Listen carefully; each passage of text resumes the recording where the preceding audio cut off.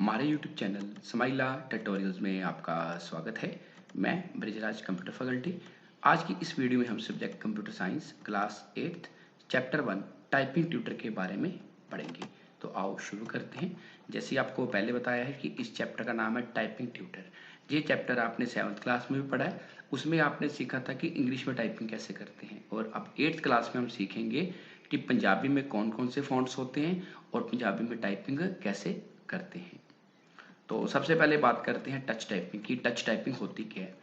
जो touch typing है ये क्या है, एक टेक्निक है जिसके थ्रू हम सभी फिंगर्स को यूज करके स्टेप बाय स्टेप बिना कीबोर्ड को देखे टाइपिंग करते हैं। और अगर आप कीबोर्ड की तरफ देख के टाइपिंग करोगे तो आपकी जो स्पीड है वो स्लो डाउन हो जाएगी, कम हो जाएगी। इसलिए टच टाइपिंग में हम ऐसे प्रैक्टिस करते हैं कि बिना कीबोर्ड को देखे हुए सही तरीके से टाइपिंग करना। हमारा जो कीबोर्ड है इसको हम दो पार्ट्स में डिवाइड करते हैं, left hand and right hand. आप देख सकते हो लेफ्ट हैंड के लिए अलग से कलर दिया है, राइट हैंड के लिए अलग से कलर दिया, आप देख सकते हैं सामने। सो आगे है कि different techniques for typing in Punjabi, कि पंजाबी में टाइपिंग के लिए कौन कौन कौन सी टेक्निक्स होती हैं। अगर आप नॉर्मल बात करें, कीबोर्ड पर टाइप करने के लिए हमारे पास अनमोल लिपि फ़ॉन्ट होता है, जिसके बारे में आपको आपके टीचर क्लास में सिखाई हुई। इसके अलावा मोबाइल में भी आपने देखा होगा यूनिकोड फ़ॉन्ट होता है। सो एक फ़ॉन्ट होता है phonetic font. Phonetic fonts are the font that have regional languages such as Punjabi character mapped phonetically on English keyboard. मतलब कि जिस साउंड की आवाज़ आ रही है उसी साउंड की आप प्रेस करोगे, जैसे के से क, जी से ग, ए से एड़ा, ए से ऊड़ा, ऐसे करके इसको बोलते हैं फोनेटिक फ़ॉन्ट। इसके लिए अनमोल लिपि, अमृत लिपि फ़ॉन्ट हम यूज़ करते हैं। ये फ़ॉन्ट यूनिकोड नहीं होते। अब यूनिकोड नहीं का मतलब ये है कि ये फ़ॉन्ट वहीं पे विजिबल होंगे, यहाँ पे ये फ़ॉन्ट अवेलेबल है। इसको अगर आप मोबाइल पे आप भेजोगे तो ये कैरेक्टर वहाँ पे रीडेबल नहीं होंगे। एक होता है यूनिकोड फ़ॉन्ट। ये एक आपका यूनिवर्सल कोड है जिसको आप मल्टीपल डिवाइसेस पे, अलग अलग इलेक्ट्रॉनिक डिवाइसेस पे चला सकते हो बिना किसी प्रॉब्लम के। इसमें इंग्लिश के फ़ॉन्ट भी होते हैं, पंजाबी के भी होते हैं, हिंदी पे भी होते हैं। जैसे आपको कई बार हिंदी में, पंजाबी में मैसेज आते हैं, वो यूनिकोड फ़ॉन्ट होते हैं। मान लो कई बार आप बोल के टाइपिंग करते हो कि हम अपने मोबाइल में, तो वो भी एक क्या है, यूनिकोड फ़ॉन्ट। अब देख सकते हो कि यहाँ पे अनमोल लिपि फ़ॉन्ट सेलेक्ट किया है, हमने लिखा PRM, लेकिन पंजाबी में आ गया परम। तो ये हमारा क्या है, ये एक फोनेटिक फ़ॉन्ट है। फोनेटिक फ़ॉन्ट की जिस कैरेक्टर की आवाज़ आ रही है वही कैरेक्टर हम प्रेस कर रहे हैं।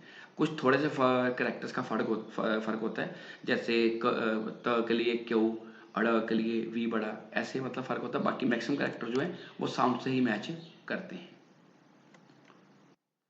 अब एक होते हैं यूनिकोड फ़ॉन्ट। अब यूनिकोड में क्या है कि आप उसको जैसे मर्जी देख लो, चाहे एरियल फ़ॉन्ट में या रावी फ़ॉन्ट में, वो आपको वही कैरेक्टर दिखाई देंगे जैसे आपने टाइप किए हैं। ये जो यूनिकोड फ़ॉन्ट है इनकी टाइपिंग थोड़ी सी मुश्किल होती है, जो इसके लिए रावी फ़ॉन्ट यूज़ होता है। बट जो आपके फोनेटिक फ़ॉन्ट हैं उन पे काम करना आसान होता है। आगे है गुरमुखी कीबोर्ड मैपर। अब आपको अनमोल लिपि फ़ॉन्ट आता है, वो ईज़ी है, लेकिन बाद में वो कहा जाता है कि इस अनमोल लिपि फ़ॉन्ट को हमने यूनिकोड में कन्वर्ट करना है। तो उसके लिए हम गुरुमुखी कीबोर्ड जो मैपर है इसको यूज़ कर सकते हैं। इसके लिए जी लिपि का सॉफ्टवेयर है, जो फ्री सॉफ्टवेयर है, इसको आप ऑनलाइन डाउनलोड कर सकते हो गुरुमुखी फॉन्ट कन्वर्टर .com/gलिपिका.html से। जिससे ये क्या करता है कि आपके किसी भी फ़ॉन्ट को आसानी से यूनिकोड में कन्वर्ट कर देता है। आगे की maps of commonly used Punjabi font. ये अनमोल लिपि का की मैप है, आप देख सकते हो सामने। ऊपर जो नज़र आ रहा है वो यूनिकोड रावी फ़ॉन्ट है। उसमें देख सकते हो क्यू से क्या आ रहा है, डब्ल्यू से, ई से, आर से, अलग अलग करेक्टर्स हैं। लेकिन अगर हम अनमोल लिपि की बात करें तो उसमें देख सकते हो कि ए से उड़ा एड़ा, स से श और स, डी से, आप अलग अलग करेक्टर दे सकते हो कि अगर छोटी ए प्रेस करोगे तो ऊड़ा आएगा, बड़ा ए दबाओगे तो एड़ा आएगा। अगर छोटा क्यू दबाओगे तो थ आएगा, बड़ा क्यू तो ऐसे, मतलब कि अलग अलग करेक्टर जो हैं आपके शो होंगे इससे। बट बताना चाहूंगा कि जो अनमोल लिपि फ़ॉन्ट है उस पर काम करना आसान है एज कम्पेयर टू रावी या यूनिकोड फ़ॉन्ट।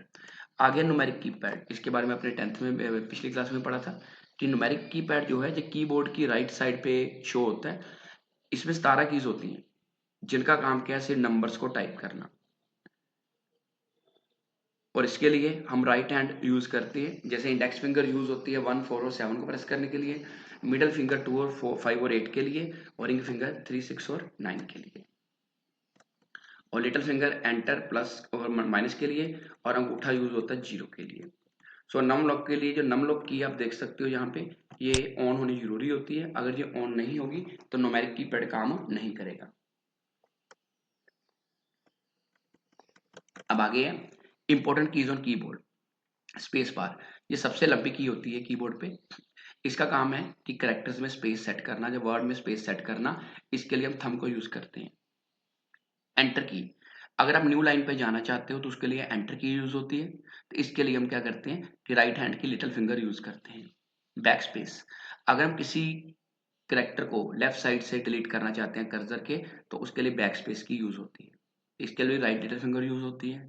अगर शिफ्ट की कीबोर्ड में नीचे दोनों साइडों पे अवेलेबल होती है, लेफ्ट साइड पे भी और राइट साइड पे भी। इसका काम क्या है, नॉर्मली मान लो हम स्मॉल लेटर में टाइपिंग कर रहे हैं, हम पहला लेटर बड़ा करना चाहते हैं तो शिफ्ट की दबा के बड़ा कर सकते हैं।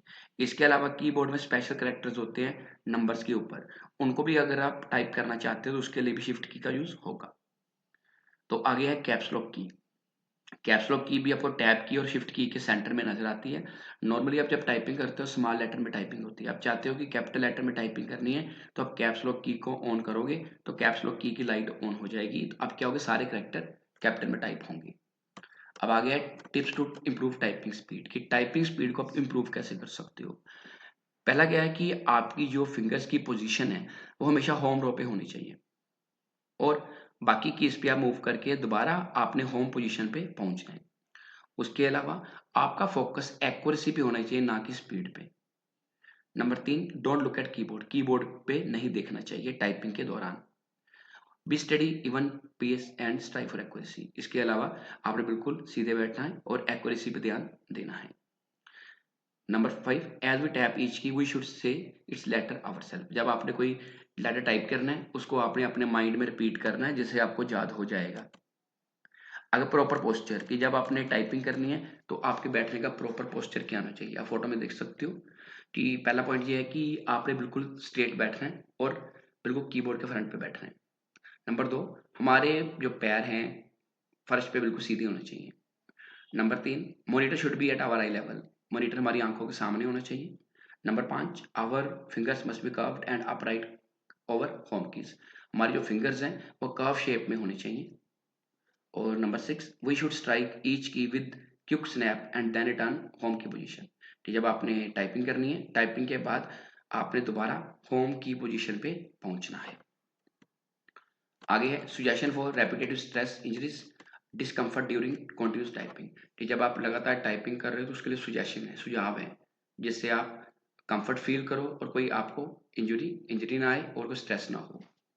Number 1, position yourself properly at your computer, your screen should be 2 feet away from you and top of your document should be at your eye level, कि आपने प्रॉपरली अपने आप को सेट करना है कंप्यूटर पे और कम से कम 2 फुट की दूरी होनी चाहिए आपकी मॉनिटर की या डॉक्यूमेंट की आपकी आंखों के लेवल की। Number 2, your chair is at the perfect height if you can sit at your computer with your knees bent at right angles and your feet flat on the floor, आपकी जो chair की height है वो computer के हिसाब से होनी चाहिए, नीज आपकी बेंड होनी चाहिए और आपके जो पैर है बिल्कुल सीधे होने चाहिए।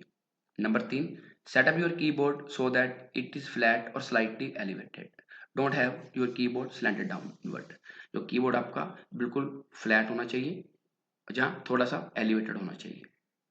Number 4, keep your wrist straight elbow in 90 degree angle while typing, your wrist should not rest on the table while typing, जब आपने टाइपिंग करनी है तो आपकी जो रिस्ट है वो 90 डिग्री एंगल पे होनी चाहिए और रेस्ट मोड में नहीं होनी चाहिए।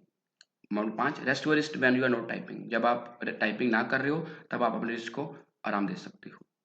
Number 6, take frequent short break rather than one long break, अगर आप लगातार टाइपिंग कर रहे हो तो लगातार टाइपिंग के दौरान आपको थोड़ा थोड़ा ब्रेक लेना चाहिए।